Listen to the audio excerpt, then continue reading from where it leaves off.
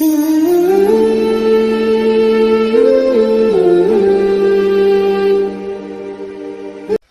چلتے ہیں ہم آیت نمبر 184 کی طرف.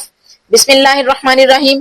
ایام معدودات فمن کان منکم مریضا او علی سفر فعدۃ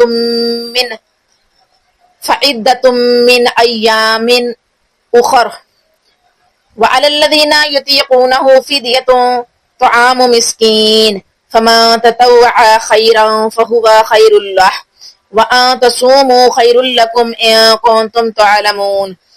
اس کی ورڈ ٹو ورڈ ٹرانسلیشن دیکھتے ہیں. ایامن چند دن، معدودتن گنتی کے، فپس من جو کانا ہو منکم تم میں سے، مریدن بیمار، او یا علی اوپر، سفرن سفر، فعدتن تو گنتی، من سے، ایامن اخرى دوسرے دن، ایامن اخرى دوسرے دن یعنی کہ بعد کے دن.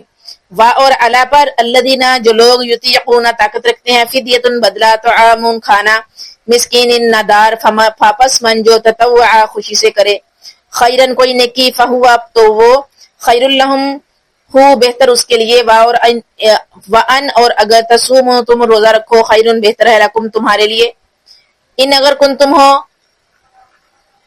تعلمون جانتے، علم رکھتے.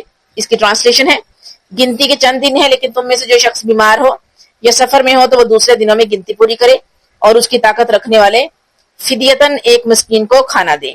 پھر جو شخص خوشی سے زیادہ نیکی کرے وہ اس کے لیے بہتر ہے، لیکن تمہارے حق میں بہتر کام روزہ رکھنا ہی ہے اگر تم با علم ہو.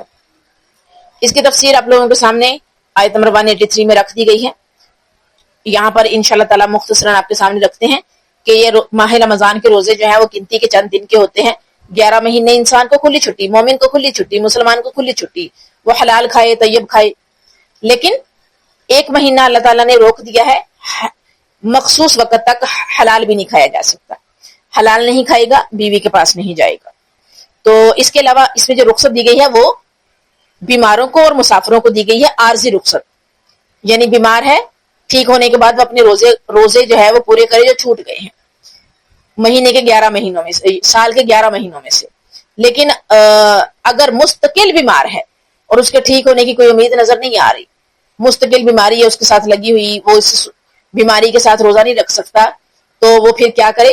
فدیہ دے مسکین کو، ایک وقت کا جو ہے وہ کھانا کھلائے ایک روزے کے بدلے. تو وہ لوگ جو سفر میں ہیں اور سفر میں مشکلات ہیں،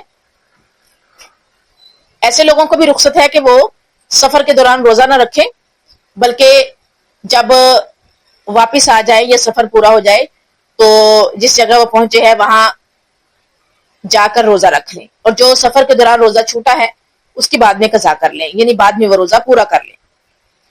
تو اس کے علاوہ ساتھ یہ بھی بتایا گیا ہے ہمیں کہ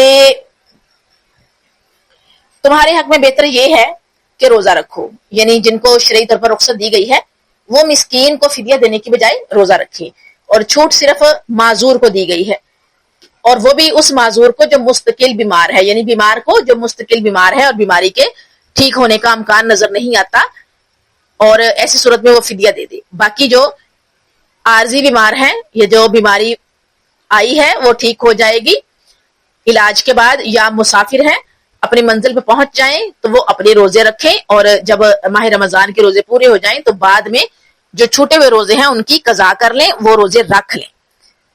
یہ ہے آیت نمبر ہماری 183.